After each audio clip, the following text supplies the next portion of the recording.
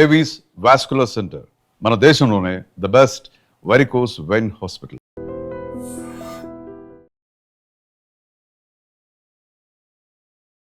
Welcome to iDream media. So జనరల్గా gut health ఇది మాట్లాడుకుంటూ ఉన్నాం కదా. అయితే గట్ హెల్త్ బాగుండాలంటే ఉదయం నిద్ర లేచినప్పటి నుంచి అసలు ఎలాంటి ఫుడ్తో మనం స్టార్ట్ చేయాలి, ఎలాంటి ఫుడ్స్ తీసుకుంటే మన గట్ హెల్త్ అనేది ఇబ్బంది పడుతుంది, దీనికోసం సపరేట్గా ప్రోబయోటిక్స్ తీసుకోవాలా, గట్ మైక్రోబయోమ్ అంటారు కదా, అది ఏంటి, పూర్తి వివరాలు తెలుసుకుందాం. మనతో పాటు ప్రముఖ surgical gastroenterologist doctor Srimannarayana ఉన్నారు from Yashoda hospital, Somajiguda. Doctor గారు నమస్తే అండి. డాక్టర్ గారు, జనరల్గా ఇప్పుడు అంటే అసలు గట్ హెల్త్ని ఎట్లా డిఫైన్ చేస్తారండి? గట్ హెల్త్ అంటే మనకి డైజెషన్ ప్రాసెస్ యాక్చువల్గా. సో కొంచెం తినంగానే ప్రశాంతంగా ఉండాలి పొట్ట, కానీ లేకపోతే మోషన్ కూడా మనకి ఎవ్రీడే ఒకసారి కంపల్సరీగా, అది కూడా ఏంటంటే కంప్లీట్ ఎంటీ అయి ఉండాలి. సో కొంతమంది ఏంటంటే ఒకసారి వెళ్తారు కానీ వాళ్ళకి ఫీలింగ్ ఉంటుంది లోపల అనమాట, ఎంటీ ఏం అవ్వలేదు అనేది. నెక్స్ట్ ఏంటంటే రోజుకి 3 times తీసుకోగలిగే ఆకలి ఉండాలి. సో ఆకలి సరిగా లేకపోయినా, కొంచెం తిన్నా ఏదన్నా బాగా ఇబ్బంది అనిపించినా, మోషన్ సరిగా అవ్వకపోయినా, రోజుకి ఒకసారి అయితే హ్యాపీ. రోజుకి అవ్వలేదు అనుకోండి, లేదు లూజ్ మోషన్స్ అవుతున్నాయి, కాన్స్టిపేషన్ ఉంది, తిన్న తర్వాత పొట్టంతా టైట్ అయిపోతుంది, ఏదైనా గట్ హెల్త్ లేనట్టే లెక్క అనమాట. సో క్లాసికల్గా గట్ హెల్త్ బాగుంది అని మీరు ఎలా చెప్పాలి అంటే, ఇఫ్ యూఆర్ ఫీలింగ్ నార్మల్, మంచిగా ఉంది, మీరు టైంకి తింటున్నారు, టైంకి ఆకలిగా ఉంది, రోజుకి వాష్రూమ్ ఒకసారి వెళ్తున్నారు, అది కూడా వెళ్ళిన తర్వాత బాగా ఎంటీ అయిపోయింది, లోపల ఏం లేదు అని మీరు ఫీల్ అవుతున్నారు, that means good gut health ఉన్నట్టే లెక్క.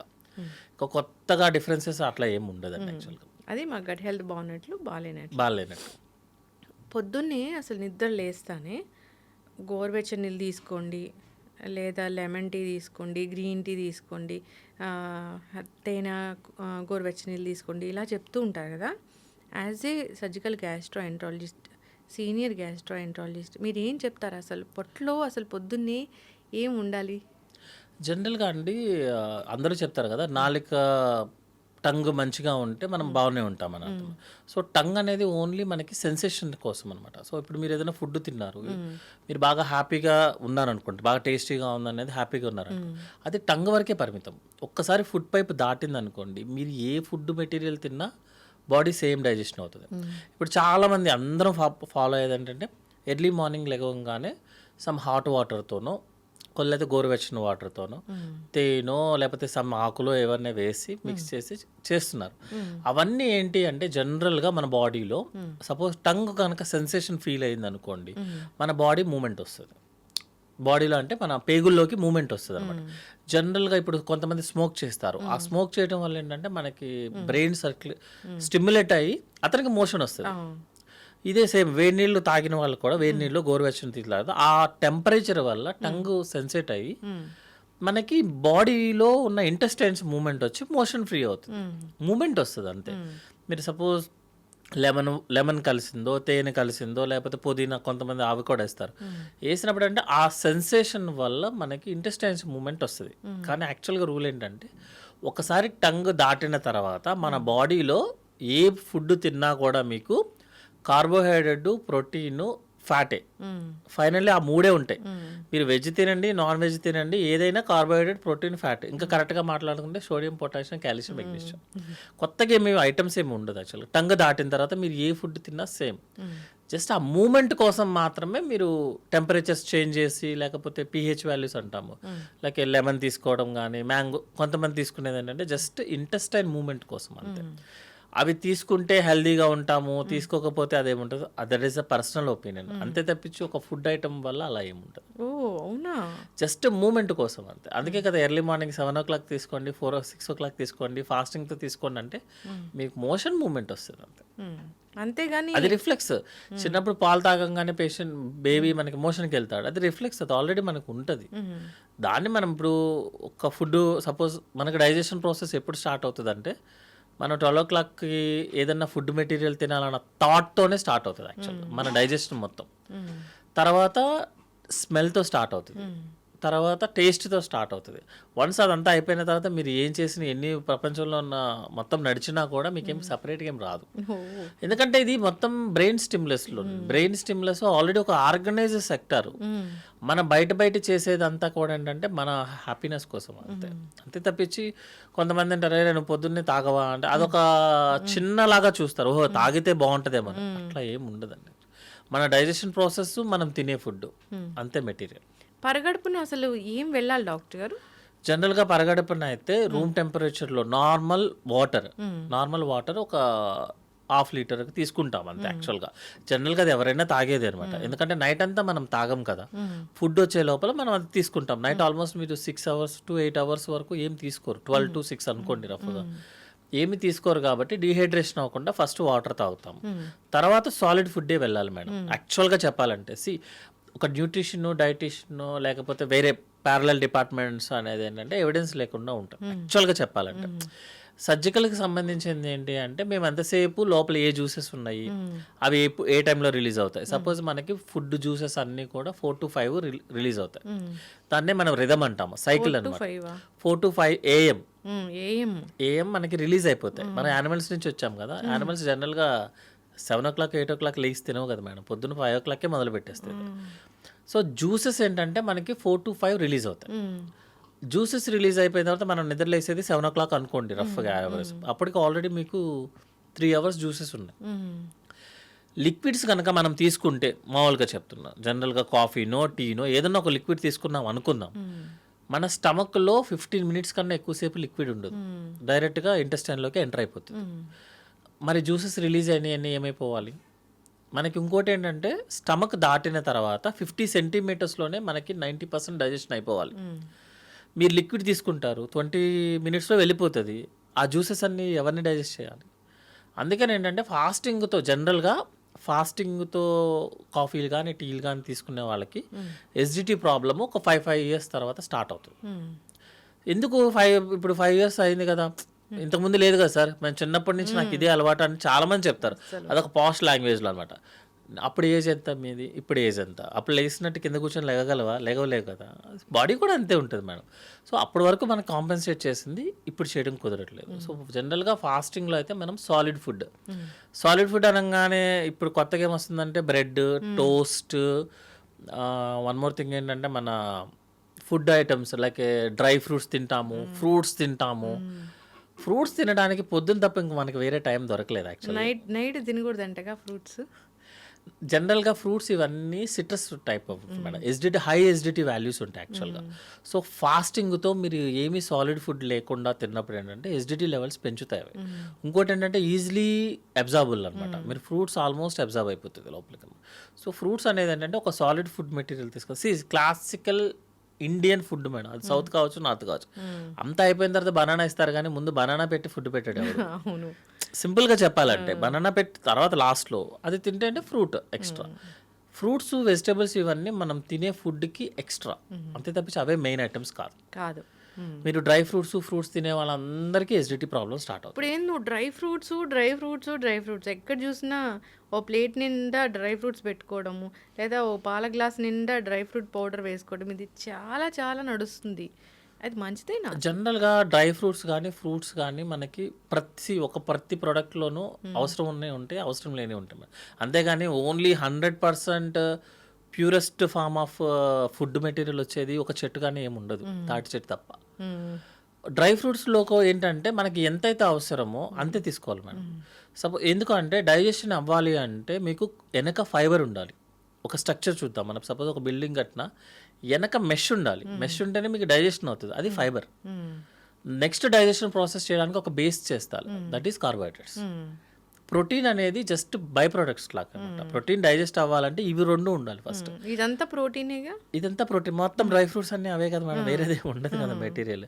సో మీకు డైజెషన్ ప్రాసెస్ జరగదు, అందుకే వాళ్ళకి ఎసిడిటీ రావటము, మోషన్ ప్రాబ్లం. మోషన్ ఎక్కడి నుంచి వస్తుంది? ఫైబర్ ఫుడ్ లేకుండా. మంచిగా గుడ్ హెల్త్ ఉండాలంటే మోషన్కి వెళ్ళాలంట. మీరు డ్రై ఫ్రూట్స్ అవన్నీ తీసుకుంటూ కూర్చుంటే డ్రై ఫ్రూట్సే తింటారంటే మోషన్ ఫామ్ అవ్వదు, డైజెషన్ జరగదు. బేస్ ఏమి లేకుండా, ఫ్రేమ్ వర్క్ ఏమి లేకుండా కన్స్ట్రక్షన్ ఉండదు, కెమికల్ రియాక్షన్ జరగదు, ఏమీ జరగదు. మనం మాత్రం డ్రై ఫ్రూట్స్ పొద్దున్నారు, సాయంత్రం వారు, మధ్యాహ్నం వారు ఎక్కడుంటే అక్కడ తినాలి. 6 తింటే నయమే. అంటే వెళ్ళిపోతుంది మేడం అట్లా. ప్రతి దాంట్లో నువ్వు జనరల్‌గా చెప్పేది ఏంటంటే ఎనీ డ్రై ఫ్రూట్స్ పీసెస్‌లో ఉంటాయి. సపోజ్ బాదం, జీడి అవి కామన్ కదా.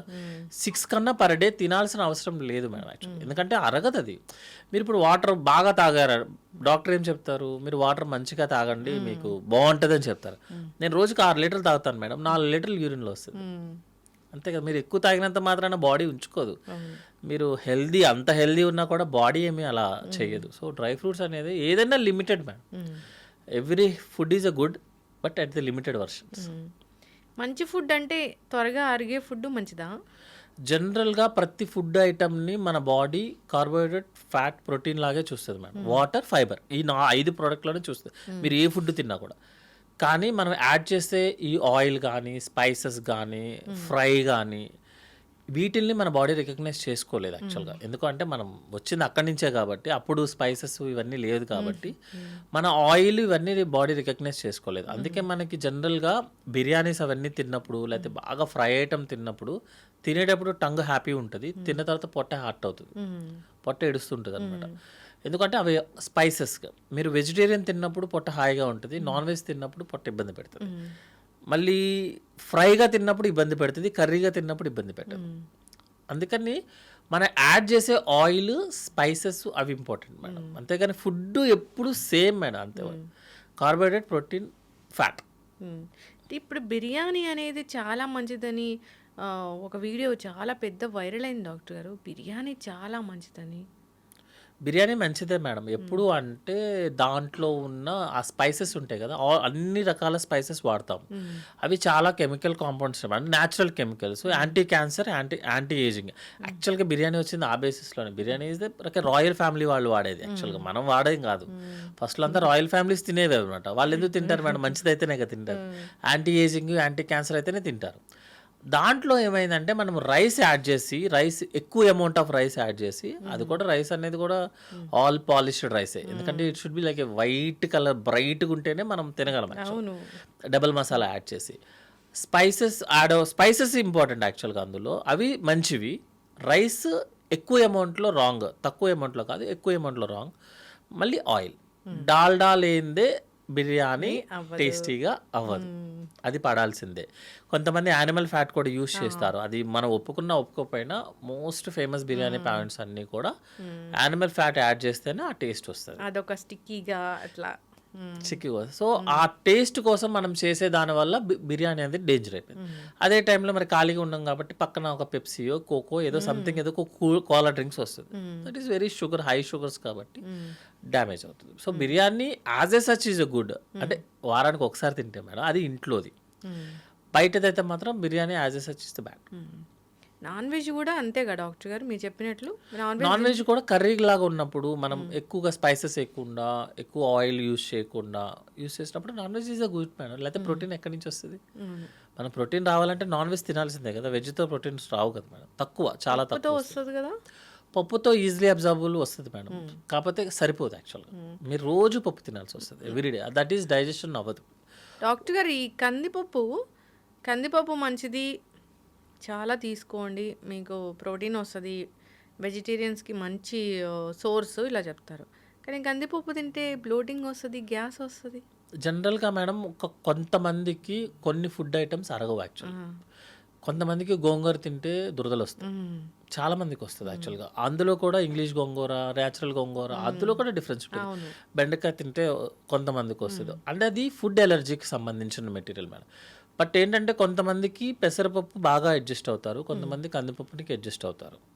సో ఒక పప్పు అందరికీ యునానిమస్గా కరెక్ట్ అవుతుందని చెప్పలేదు. ఏ ఫుడ్ ఎప్పుడు అవ్వదు. కొంతమందికి అసలు మిల్క్ పట్టుకుంటేనే పరిగెత్తుతారు, వామిటింగ్ సెన్సేషన్. కొంతమందికి మిల్క్ లేదే నిద్ర రాదు. సో అదేంటంటే ఒక ప్రోడక్ట్ని జనరలైజ్ చేయడం అనేది కరెక్ట్ కాదు. బట్ జనరల్గా ఏంటంటే ఈజీలీ డైజెస్టబుల్ అయితే పెసరపప్పు యాక్చువల్గా. కందిపప్పు అనేది కొంచెం డైజెస్ట్ అవ్వదు బట్ టేస్టీగా ఉంటుంది కాబట్టి జనరల్గా అందరూ కందిపప్పే యూస్ చేస్తారు. బట్ పెసరపప్పు ఈజ్ ఈజీలీ డైజెస్టబుల్ ఉన్న వాటిల్లో. గ్యాస్ట్రిక్ రాకుండా కందిపప్పుని మనం తీసుకోలేమా? గ్యాస్ట్రిక్ ఉన్న వాళ్ళు ఎవరైనా సరే ఒక ఫుడ్ ఐటమ్ వల్ల ప్రాబ్లం వస్తుంది సార్ అంటే ఆ ఫుడ్ ఐటమ్ ఆపమనే చెప్తాం. అంతే. ఆల్టర్నేటివ్ చూసుకోమని చెప్తామని. ఎందుకంటే ఫుడ్ ఒకసారి లోపలికి వెళ్ళిన తర్వాత మనం చేయడానికి ఏమి ఉండదు, బాడీ చేసుకోవాలి. బాడీకి కందిపప్పు అడ్జస్ట్ అవ్వట్లేదు. ఎందుకంటే మేడం మనకు తెలిసినంత వరకు ఎంజైమ్స్ జీన్స్ అనేది కొంచెమే, మనకి తెలియదు కదా మొత్తం ఎన్ని ఉన్నాయి అనేది. అందరి మనుషులు అన్ని జీన్స్తోనూ పుట్టరు, 100% ఎవ్వరు ఈక్వల్గా ఉంటారు. ఏదైనా డిఫెక్ట్ ఉందనుకోండి మేడం, అప్పుడు ఏం చేస్తాం? దాన్ని తగ్గట్టు మాకు మిల్క్ పడలేదు, ఆపండి, ఏమో అర్జెంట్ ఏముంది ఇప్పుడు. కందిపప్పు పడలేదు, పోనీ పెసరపప్పు తినండి. ఏదో సినిమాలో చెప్పినట్టు పెన్సిల్ ఇరిగిపోయిందంటే పెన్తో రాసుకోవాలి. ఇప్పుడు పెసరట్టు అబ్బో, గట్టి హెల్త్కి పెసరట్టు చాలా మంచిది. దాంట్లో ఉన్నన్ని మెడిసినల్ ప్రాపర్టీస్ దేంట్లో లేవు. పెసరట్టే తినండి అంటున్నారు. నిజంగా అంత మంచిదా? మనకి జనరల్గా ఇప్పుడున్న మీడియా స్ట్రీమ్స్ దాని ప్రకారం కానీ ఇప్పుడున్న దానికి ఏంటంటే ఎవరైనా ఒకటి పట్టుకుంటే అదే రీల్ చేస్తారు మేడం. ఇప్పుడు మీరు ఇన్స్టా ఓపెన్ చేసినా ఏది చేసినా 1 day పైన పాకిస్తాన్ రీల్ రన్ అవుతుంది. సో జనరల్గా ఒకటి పట్టుకుంటే ఇంకా అదే ఉంటుంది. జనరల్గా ఏంటంటే ఒక ప్రోడక్ట్ మంచిది, ఇది తింటే మీకు ఈ ప్రాబ్లమ్స్ రాదు, మీకు ఫుల్ ప్రోటీన్స్ వచ్చేస్తే అట్లా ఏమి ఉండదు madam. Everything is the same అనమాట. మేబీ ఒక దాంట్లో కార్బోహైడ్రేట్ ఎక్కువ ఉండొచ్చు, ఒక దాంట్లో తక్కువ ఉండొచ్చు. లైక్ ఇప్పుడు మీరు white rice is the completely bad అనే లేదు madam. And compare to other products కొన్ని కార్బోహైడ్రేట్స్ ఎక్కువ ఉండొచ్చు, మిగతా ప్రొడక్ట్స్ ఎక్కువ ఉంటాయి, మళ్ళీ నాన్ ఫ్యాటీ యాసిడ్స్ ఎక్కువ ఉంటాయి వైట్ రైస్లో అనమాట. సో ఏం చేస్తారంటే జనరల్గా ఒక వారం ఇది యూస్ చేయండి, ఒక వారం బ్రౌన్ రైస్ యూస్ చేయండి. మీరు కంప్లీట్గా బ్రౌన్ రైస్ వాడాం అనుకుందాం అనుకోండి, జీవితం మీద విరక్తి వస్తుంది. మీరు లివింగ్ కదా, మీరు జస్ట్ ఎంజాయ్ యువర్ లైఫ్. ఎందుకు అంత కష్టాలు ఎందుకు? ఎంత అవసరమో, సపోజ్ ఈరోజు మీకు ఇంత అవసరం ఉంది అంతే తినండి, ఏముంటుంది దాంట్లో. లేదు కొన్ని రోజు వైట్ రైస్ తినండి, కొన్ని బ్రౌన్ రైస్ తినండి, కుదిరితే బ్లాక్ రైస్ తినండి డబ్బులు ఎక్కువ ఉంటాయి, లేదంటే కినోవా. ఏదైనా సరే ఓన్లీ కంటిన్యూస్గా ఒకటే చేయడం కుదరదు మేడం. ప్రతి ప్రోడక్ట్లో గుడ్ ఉంటుంది, బ్యాడ్ ఉంటుంది. సో మిక్స్ క్వినోవా అనేది చాలా రిచ్ ఫుడ్ అంటున్నారు కదా డాక్టర్ గారు. అంటే విటమిన్స్ మినరల్స్ దాంట్లో ఎక్కువ ఉంటాయా? ఎక్కువ ఉంటుంది మేడం. ఎందుకంటే అది గ్రో ఇప్పుడు మనకి మిల్లెట్స్ ఉన్నాయి మేడం. మిల్లెట్స్ ఏరియా పెరిగేది ఏంటిది, అది వాటర్ అన్నీ తక్కువ ఉన్న ఏరియాలో. ఏదన్నా ఒక స్ట్రగుల్తో పెరుగుతుంది అనుకోండి, సపోజ్ నాటుకోళ్ళు కానీ ఏమన్నా ఉంటాయి అనుకో, అవి స్ట్రగుల్తో పెరుగుతాయి. బ్లాక్ కోడి అవన్నీ వస్తున్నాయి కదా ఇప్పుడు. స్ట్రగుల్తో పెరిగి ఎక్కువ యాక్టివిటీ చేస్తున్న ప్రోడక్ట్ ఏదైనా సరే యాక్చువల్గా గుడ్గా ఉంటుంది. అది ఎక్కువ రోజులు వాడటం కూడా కుదరదు. ఎందుకంటే ప్రోటీన్ గుడ్ కదా, కార్బోహైడ్రేట్ బ్యాడ్ కదా, షుగర్ బ్యాడ్ కదా. నేను రోజు ప్రోటీన్ తింటానంటే ఎట్లా కుదురుతుంది? వర్క్ అవ్వదు కదా.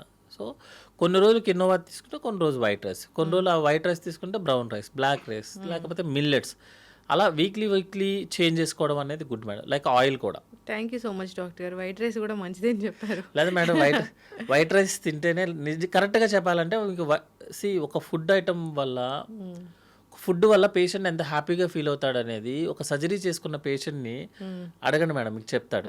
ఒక 3 రోజుల వరకు నోట్లోంచి ఇవ్వడానికి ఉండదు, ఏముండదు. ఆకలితో అసలు ఇంకా నేను ఎందుకున్నానని ఫీలింగ్ వస్తుంది అతనికి. ఒక రైస్ కొంచెం పెట్టంగానే అసలు ప్రపంచాన్ని జయించినట్టు ఫీలింగ్ వస్తాడు.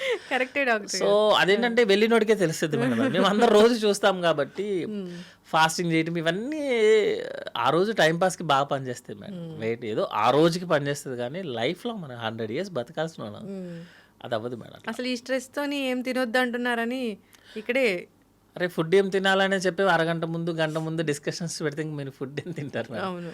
దాని బదులు ఏంటంటే ఈరోజు మనకి ఇంత అవసరం, ఎక్కువ వర్క్ చేశాను సో నాకు ఇంత అవసరం, అంతే తినండి. తక్కువ వర్క్ చేశారు, ఏం పనేం లేదు ఈరోజు, తక్కువే తినండి. అంటే మన ఫుడ్ తినొచ్చా? స్పెషల్గా చేయించుకొని స్పెషల్గా డైటీషియన్ చెప్పింది ఫాలో అవ్వాల్సిన పని లేదా?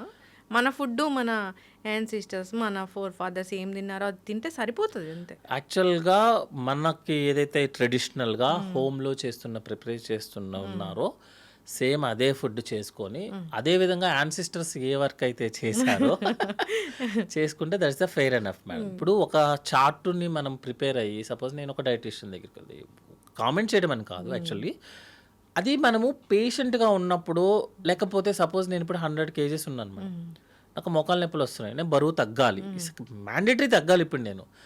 అది ఒక 1 month 2 months 3 months మీ టార్గెట్ రీచ్ అయ్యేదాకా ఒక డైట్ని ఫాలో అవడం అనేది ఓకే. అది కంటిన్యూస్ ఫాలో అవడం అనేది ఇట్స్ వెరీ డేంజర్ యాక్చువల్లీ. ఒక ఫుడ్ ఏం తినాలో కూడా గంటసేపు ఆలోచిస్తే మరి ఫుడ్ ఏం తింటారు, ఏం చేస్తారు? ఇప్పుడు మేము మార్నింగ్ లేస్తానే ఒక టీ తీసుకొని, మీరు అన్నట్లు ఒక మంచిగా వాటర్ తీసుకొని, తర్వాత మాకు నచ్చిన టీ కాఫీ తాగి, తర్వాత బ్రేక్ఫాస్ట్ చేసి ఇడ్లీ దోశ అలాంటివి తీసుకొని అదైతే రివర్స్లో మనకి జస్ట్ వాటర్ తాగి ఇడ్లీ దోశ లాంటివి తిని నెక్స్ట్ టీలు కాఫీలే తాగను. ఓ అట్లనా? సాలిడ్ ఫుడ్ వెళ్ళాలి మేడం. సాలిడ్ ఫుడ్ కాకుండా డైరెక్ట్గా లిక్విడ్ ఫుడ్ అనేది నాట్ ఎ సేఫ్ యాక్చువల్గా. ఎస్జిటి ఉన్న వాళ్ళకి ఎస్జిటికి ప్రోన్ అవుతాం యాక్చువల్గా. సో సాలిడ్ ఫుడ్ తర్వాత అది మనం జనరల్గా ఏంటంటే అది అలవాటు అయిపోయి చేస్తున్నాము. అందుకని మనం సపరేట్గా మీరు ఆపండి అన్న ఎవరు ఆపరు. సో ఎవరైతే కంప్లైంట్ ఉంటుందో, ఎవరైతే ఎస్జిటి కంప్లైంట్ ఉంటుందో వాళ్ళు మాత్రం కంపల్సరీగా సాలిడ్ ఫుడ్ తీసుకొని కాఫీ టీ తీసుకోమని చెప్తాం. ఇంకా కొంతమంది చెప్తారు మేము ఫుడ్ సాలిడ్ ఇలా తీసుకుంటే మేము వెయిట్ పెరిగిపోతున్నాము, అలా తీసుకుంటే వెయిట్ అనేది అలా పెరుగుతూ తగ్గుతూనే ఉంటుంది. మన షుగర్ వాల్యూ లాగే అది కూడా మన యాక్టివిటీని బట్టే పెరుగుతూ తగ్గుతుంది. మీరు కంటిన్యూస్గా వెయిట్ పెరుగుతున్నారంటే అర్థం ఏంటంటే మీ బాడీలో ఏదో ప్రాబ్లం ఉన్నట్టు లెక్క, మీరు ఫిజికల్ యాక్టివిటీ చేయట్లేదు అన్నక్క. ఇప్పుడు వెయిట్ పెరగడం వేరు, పొట్ట పెరగడం వేరు కదా? వెయిట్ పెరగడం వేరు, పొట్ట పెరగడం. పొట్ట పెరుగుతుందంటే అది గ్యాస్ట్రిక్ పొట్ట అని మనకి ఎలా తెలుస్తుంది? జనరల్గా ఎస్జిటి పొట్ట మేడం 1-2 డేస్లోనే పెరిగిపోతుంది యాక్చువల్గా. ఇట్లా బెలూన్ లాగా మొత్తం అనమాట. పై పొట్ట పెరుగుతుంది, కింద పొట్ట పెరుగుతుంది. అంటే బొడ్డు పైన లైక్ కంప్లీట్ బెలూన్ లాగా ప్రెగ్నెన్సీ లాగా, అంటే 9th month వచ్చిన ప్రెగ్నెన్సీ లాగా అనిపిస్తుంది అనమాట. ఫుల్ టైట్ అనమాట. ఎస్జిటి పొట్ట టైట్ గా ఉంటుంది. అదే కాకుండా ప్రాబ్లమ్స్ వచ్చిన పొట్ట ఉంటుంది కదా, సపోజ్ ఓవరీలో ఏదైనా ట్యూమర్స్ రావడం కానీ, లేకపోతే యూట్రస్లో ఏదైనా ట్యూమర్స్ కానీ, కిడ్నీ ప్రాబ్లమ్స్ ఉన్న వాళ్ళు, లేకపోతే మన బాడీలో వాటర్ వస్తున్నాయి అనుకుందాం అనుకోండి, వాళ్ళకి ఏంటంటే కింద నుంచి పొట్ట పెరగడం స్టార్ట్ అవుతుంది.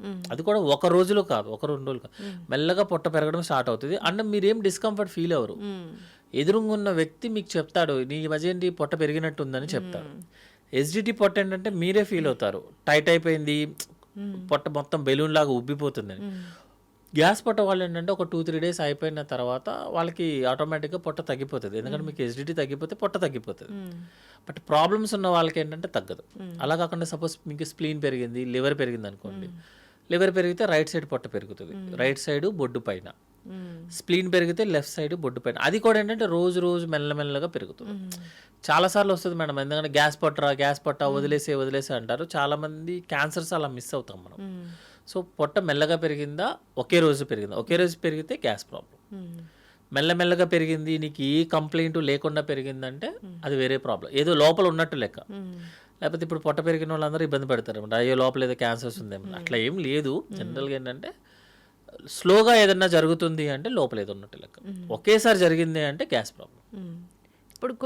ఇప్పుడు లంచ్కి వెళ్ళినప్పుడు కొంచెం తినగానే పొట్ట సరిపోయింది ఫిల్ అయిన ఫీలింగ్ ఉంటే అది మంచిదేనా? లేదు మేడం, యాక్చువల్గా ఏంటంటే మనం ఎంతైతే తీసుకోగలమో అంత తీసుకోకుండా తక్కువ తీసుకుంటున్నామంటే ఐదర్ వాడేదైనా బేకింగ్ సోడా కలిపి ఉండాలి, లేకపోతే మీకు లోపలైనా గ్యాస్ ఉండాలి. గ్యాస్ అనేది లోపల మనకేమీ ఎయిర్ ఉండదు మేడం. యాక్చువల్గా ఎయిర్ ఉండదు లోపల. ఎందుకంటే మేము గ్యాస్ ఉన్న వాళ్ళకి ఎండోస్కోపీ చేసినప్పుడు లోపలేమీ ఎయిర్ ఉండదు. కొత్తగా మేము ఇవ్వాలి లోపల. వాళ్ళకి ఏంటంటే ఆ ఫీలింగ్ అనమాట. యాక్చువల్గా అంటే మనకి స్టమక్ కెపాసిటీ జనరల్గా 50 ml, జనరల్గా 1 liter వరకు ఎక్స్పాండ్ అవుతుంది. సపోజ్ మీరు లోపల ఏదన్నా అల్సర్స్ ఉండి గ్యాస్ ప్రాబ్లం ఉందంటే గ్యాస్ట్రైటిస్ అంటాం. అల్సర్స్ ఏదైనా ఉందనుకోండి, మీరు 100 ml ఇవ్వగానే పొట్ట ఇంకా నాకు చాలు అంటది. ఎందుకంటే 50 ml నుంచి 1 liter పెరగాలి కదా. పెరిగిన తర్వాత మనకి ఇంకా చాలు అనే ఫీలింగ్ రావాలి. లోపల అల్సర్స్ ఉన్న వాళ్ళకి కానీ గ్యాస్ట్రిక్ ప్రాబ్లం ఉన్న వాళ్ళకి ఏంటంటే 100 ml జస్ట్ కొంచెం పెరగంగానే ఇంకా చాలు అనిపిస్తుంది. దాన్నే మనము గ్యాస్ పట్టేసింది లోపల అంటాం. ఎందుకంటే పొట్ట ఎక్స్పాండ్, లోపల ఉన్న స్టమక్ ఎక్స్పాండ్ అవ్వట్లా. సో లాస్ట్ 1 month 2 monthsలో తిన్న అతను ఇప్పుడు తినట్లేదు సడన్గా అంటే ఐదర్ గ్యాస్ ప్రాబ్లం అయినా ఉండాలి, ఆకలి గ్యాస్ అవుతానికి ఆకలి బాగానే ఉంటుంది యాక్చువల్గా. అట్లా కాకుండా ఆకలి కూడా లేదంటే మాత్రం లోపలేదో అయి ఉండాలి. అందుకే జనరల్గా మేము ఇప్పుడు సపోజ్ హార్ట్ పేషెంట్ వచ్చాడు మేడం, అతను అడిగే ఫస్ట్ క్వశ్చన్ ఏంటంటే ఇంతకుముందు నువ్వు చేయాల్సిన పని కన్నా ఇప్పుడు నువ్వేమన్నా తక్కువ చేస్తున్నావా, లేదంటే చేస్తే అలసట వస్తుందా అని అడుగుతాము. దట్ మీన్స్ హార్ట్ ఇష్యూ ఉన్నట్టు లెక్క. ఇంతకుముందు నువ్వు తినేదానికన్నా తక్కువ తింటున్నావా? ఆ క్వశ్చన్ అడగంగానే అతను చెప్పే విధానంలోనే మనకి గ్యాస్ట్రిక్ ప్రాబ్లం అని తెలిసిపోతుంది. దానికోసం పెద్ద పెద్ద స్కాన్లు కూడా అవసరం లేదు. ఆ క్వశ్చన్ చాలా యాక్చువల్గా. ఇప్పుడు తినగానే కొందరికి ఏమవుతుందంటే వామిటింగ్ సెన్సేషన్ రావడము, ఇంకా తినబుద్ధి కాకపోవడం ఇట్లా జరుగుతూ ఉంటుంది. ఈ వామిటింగ్ సెన్సేషన్ అనేది కూడా ఈ యాసిడిటీ వల్లే అవుతుందా? వామిటింగ్ సెన్సేషన్ కూడా ఎసిడిటీ మేడం యాక్చువల్గా. అంటే మనకి చాలా కండిషన్స్ ఉంటాయి. బట్ గ్యాస్ట్రో రిలేటెడ్ ఏంటంటే ఎక్కువ ఎసిడిటీ ఉన్న వాళ్ళకి ఏంటంటే గ్యాస్ ప్రాబ్లమ్ ఉన్న అల్సర్స్ ఉన్న వాళ్ళకి బాడీ రిసీవ్ చేసుకోవడానికి ఇష్టపడదు ఫుడ్ని. సో ఆబ్వియస్లీ మీకు వామిటింగ్ సెన్సేషన్ వస్తేనే కదా మీరు అది కౌంటర్ రియాక్షన్ అనమాట. ఇప్పుడు బ్రెయిన్‌లో ట్యూమర్ ఉన్న వాళ్ళకి వామిటింగ్ సెన్సేషన్, నాసియా ఉంటది. అలా కాకుండా సింపుల్ గ్యాస్ట్రిక్ ప్రాబ్లమ్ ఉన్న వాళ్ళకి అదే ఉంటదనమాట. స్టమక్ రిసీవ్ చేసుకోవడానికి యాక్సెప్ట్ చేయలేదనుకోండి, మీరు తినడానికి వీల్లేదు. అప్పుడు మీకు ఏ ఫీలింగ్ కలిగించాలి? కొంచెం తింటే వామిట్ అవుతున్న ఫీలింగ్ మీకు బాడీకి కలిగిస్తది. అది trigger mechanism. Like a fever లాగా అంతే. ఇప్పుడు యాసిడిటీ ఉంటే టాబ్లెట్స్‌తో సరిపోతారా డాక్టర్ గారు? జనరల్‌గా ఎసిడిటీ ఉన్న వాళ్ళకి నార్మల్ రెగ్యులర్‌గా యూజ్ చేసే మెడిసిన్ సరిపోతది మేడం యాక్చువల్లీ. ఫాస్టింగ్‌తో వేసుకోమని చెప్తాము. ఇప్పుడు లేటెస్ట్‌గా ఏంటంటే వితౌట్ ఫాస్టింగ్ కూడా మెడిసిన్స్ యూజ్ చేయొచ్చు అనమాట. వచ్చినాయా డాక్టర్ గారు అట్లా? వస్తున్నాయి. వచ్చాయి మేడం. Already proven. అంటే ఎంప్టీ స్టమక్ మీద వేసుకున్న టాబ్లెట్ కన్నా బాగానే పనిచేస్తుంది. ఎఫెక్టివ్‌గా పనిచేస్తుంది అనమాట. బట్ ఏంటంటే అందరికీ వాడలేము ఆ టాబ్లెట్స్. ఈ సింపుల్‌గా అయిపోయే టాబ్లెట్‌ని ఎక్కువ మనీ పే చేయించలేం కదా. ఇండియాలో అవన్నీ కుదరవు యాక్చువల్‌గా. సో ఫాస్టింగ్‌తో వేసిన టాబ్లెట్ 99% పనిచేస్తే వితౌట్ ఫాస్టింగ్ 100% పనిచేస్తుంది. ఇప్పుడు పొద్దున్న పరిగడుపున వేసుకునే ఆ టాబ్లెట్ వేసుకుంటే అసలు లోపల పడిన యాసిడిటీ వల్ల వచ్చిన ర్యాష్ అంతా తగ్గిపోతుందా? 14 డేస్‌కి మనం ట్రీట్మెంట్ యూజ్ చేస్తే లోపల ఉన్న మొత్తం అల్సర్స్ అన్నీ క్లియర్ అయిపోతాయి. ఎందుకంటే ఎసిడిటీ ప్రొడక్షన్ తగ్గిపోతుంది కదా ఆటోమేటిక్‌గా. తగ్గిపోయినప్పుడు మీకు అల్సర్స్ అన్నీ హీల్ అయిపోతాయి. ఎసిడిటీ ప్రొడక్షన్ రావడం అంటే ఏంటి? మేము సరిగ్గా టైంకి తినకపోతే అట్లా వస్తుందా? జనరల్‌గా మనకి బాడీ డైజెషన్ స్టార్ట్ అవ్వాల్సింది సెలవే మేడం. మనం ఉమ్ము దగ్గర స్టార్ట్ అవుతుంది. ఫుడ్ పైప్‌లో ఏం జరగదు. స్టమక్‌లోకి రాగానే మనకి ఏదైతే పీహెచ్ వాల్యూ ఉండాలో 0.8 అది ఉండాలన్నమాట. That is acidity. ఎసిడిటీ కాదు, యాసిడ్ ఉండాలి. మీరు గనక ఓవర్‌గా డైట్ చేయకుండా స్ట్రెస్ లెవెల్స్ ఎక్కువైపోయి యాంగ్జైటీ ఫీల్ అవుతూ నిద్ర లేదనుకోండి, హార్మోన్స్ లెవెల్స్ పెరుగుతాయి. కౌంటర్ రియాక్షన్ కింద మనకి యాసిడ్ రిలీజ్ అవుతుంది. ఎక్కువ రిలీజ్ అవుతుంది. సో యాసిడ్ ఉండాలి, కానీ ఎక్కువ రిలీజ్ అయితే ప్రాబ్లం వస్తుంది. అందుకే మీరు ఎసిడిటీ టాబ్లెట్స్ ఎక్కువ రోజులు యూజ్ చేయొద్దని చెప్తాం అనమాట. ఎందుకంటే మీరు టాబ్లెట్స్ ఎక్కువ రోజులు వాడుతున్నారు అనుకోండి, అసలు ఉండాల్సిన యాసిడ్ కూడా ఉండదు. యాసిడ్ లోపల స్టమక్లో ఉంటేనే మన ఫుడ్ అరుగుతుంది. అవును, మీరు ఒక 1 మంత్కి రాస్తే సంవత్సరం పాటు కూడా వాడతారు. మరి అది బాగా పనిచేస్తుంది కదా మేడం. కౌంటర్ మెడికేషన్ కదా. దాంతో ఒక చిన్న ప్రాబ్లం వస్తుంది మేడం. యాక్చువల్లీ ఎసిడిటీ ఎక్కువ ఉన్నా మీకు ఇబ్బంది, అసలు యాసిడ్ లేకపోయినా ఇబ్బంది. రెండు మనకి ఇండైజెషన్ లాగే ఫీల్ అవుతుంది. పేషెంట్ ఏం చేస్తాడు, నాకు ఇండైజెషన్ లాగా ఉంది, డాక్టర్ గారు టాబ్లెట్ రాస్తారు కాబట్టి వేస్తాడు, అది బంద్ చేయదు. కంపెనీలు మారుస్తారు. మీరు చాలా మంది యాసిడ్ టాబ్లెట్స్ వాడడం చూడండి, కంపెనీలు మారిపోతాయి. ఒమిప్రోజోల్, ప్యాంటాప్రోజోల్, ఈసోమప్రోజోల్, లాక్సోమప్రోజోల్ అన్ని కంపెనీలు మారిపోతుంటాయి. లైక్ మోషన్ సిరప్ మార్చినట్టే మార్చేస్తారు. ఎందుకంటే అది పనిచేయట్లేదు అంత ఫీలింగ్.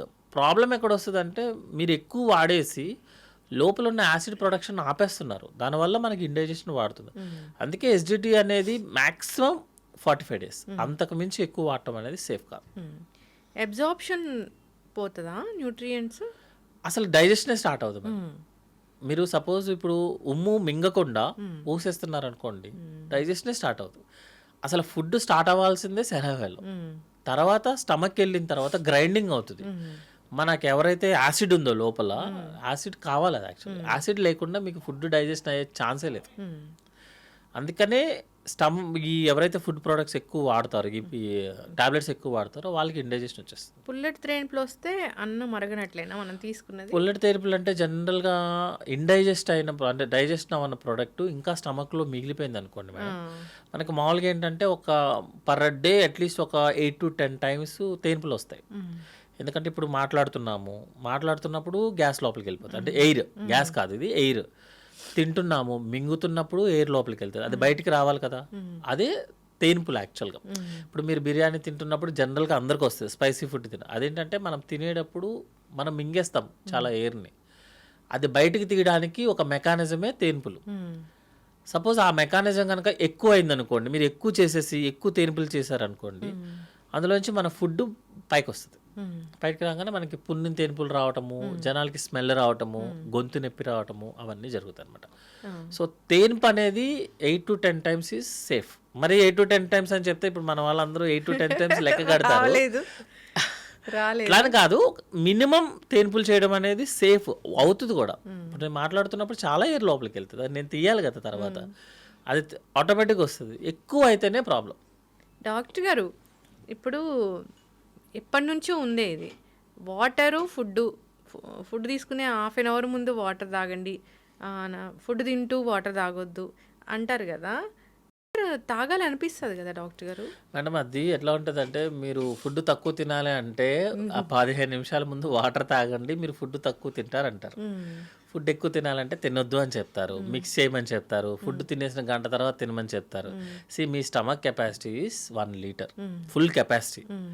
నార్మల్గా ఉండే 50 ml, మీ ఫుల్ కెపాసిటీ 1 లీటర్. మీరు ఫుడ్ తిన్నా, food with water, without water ఏం చేసినా స్టమక్ 1 లీటర్ వరకు మంచిగా తీసుకుంటుంది. మీరు వాటర్ తీసుకున్న వాటర్ 15 మినిట్స్లో కిందకి వెళ్ళిపోతుంది, అంటే ఇంటెస్టైన్లోకి వెళ్ళిపోతుంది. మీ ఏదైతే సాలిడ్ ఫుడ్ తిన్నారో ఆ ఫుడ్ 4 to 5 hours స్టమక్లోనే ఉంటుంది. మీకు తెలిసిన తెలివితేటలు మన బాడీకి తెలియదు, అందుకని మీరు ఏం తీసుకున్నా దాని మెకానిజంలో అది వెళ్ళిపోతుంది మేడం. మీరు వాటర్ ఎప్పుడైనా తాగండి. 4-5 గంటలు సాలిడ్ ఫుడ్ స్టమక్లో ఉంటుంది మేడం, 4-5 గంటలు వాటర్ లేకుండా మీరు ఎలా ఉంటుంది? ఇవన్నీ ఏంటంటే ఇట్స్ అ పర్సనల్ ఎక్స్పీరియన్సెస్ అనమాట. జస్ట్ ఆ రోజుల్లో మా తాతగారు అలా చేసేవాళ్ళు అని కంటిన్యూ అవుతుంది, దానికి ఎవిడెన్స్ ఉండదు మేడం. అంతేనా? ఓహో, ఇది ఇలా చేస్తే అసలు ఫుడ్ అరగదేమో.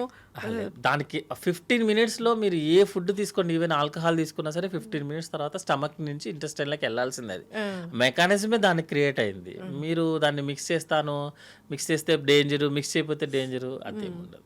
డాక్టర్ గారు ఇంకొకటి ఏంటంటే, ఎక్కిళ్ళు అంటే జనరల్గా పొట్ట పెద్దదిగా అవుతుంటే ఎక్కిళ్ళు వస్తాయా? ఎక్కిళ్ళకి ఎందుకు వస్తాయా అని చెప్పేంటంటే, భయపడితే ఎక్కిళ్ళ దగ్గర నుంచి క్యాన్సర్ వస్తే ఎక్కిళ్ళ వరకు అట్లీస్ట్ టెక్స్ట్ బుక్ ప్రకారమే 150 రీజన్స్ ఉంటాయి మేడం. సో ఎక్కిళ్ళు ఎందుకు వస్తాయంటే, మనకి చెస్ట్ వాళ్ళకి అబ్డామిన్కి మధ్యలో ఒక లేయర్ ఉంటుంది, దాన్ని డయాఫ్రమ్ అంటారు. దానికి ఒక నర్వ్ ఉంటుంది. ఆ నర్వ్ కనుక, ఆ డయాఫ్రమ్ కనుక ఇరిటేట్ అయితే ఎక్కిళ్ళు వస్తాయి.